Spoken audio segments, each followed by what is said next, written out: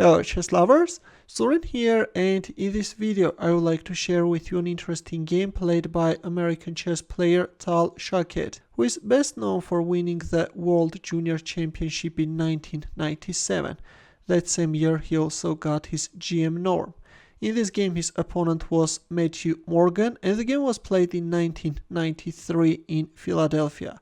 Without further ado, let's go for the game and see what happened on the board. Shaked opened up with e4 and c5 by Morgan. Black goes for Sicilian defense, knight f3, knight c6, d4, c takes d4, knight takes d4, knight f6, knight c3, and e5. Black is choosing the Sveshnikov variation. We have knight b5, d6, bishop g5, a6, knight a3, and b5.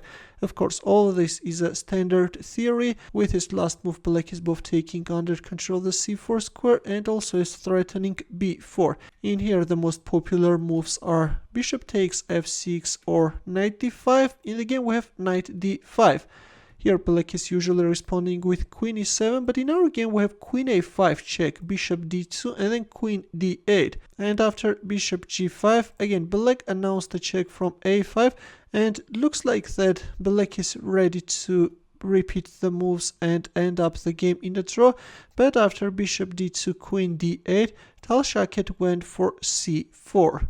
We have knight takes e4, and in return we have c takes b5, knight e7, b takes a6, and knight takes f2, which is a mistake. Instead of knight takes f2, it was better to capture on d5 and allow this queen a4 check.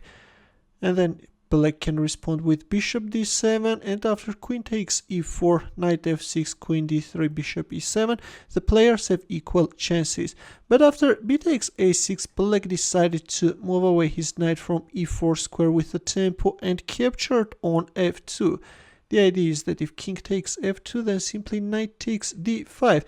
But instead of winning the knight, after knight takes f2, Tal Shaked found a spectacular continuation and he played queen f3. Yes, he's allowing Black to win the rook on h1, but using the vulnerability of Black king, White is managing to launch a decisive attack. Knight takes h1 was played and bishop b5 check, and after bishop d7 we have knight c7 check. Queen takes c7 and queen takes a8 check, queen c8 and queen b7. Right now White is threatening to go for several exchanges on d7, after which this a pawn will be unstoppable.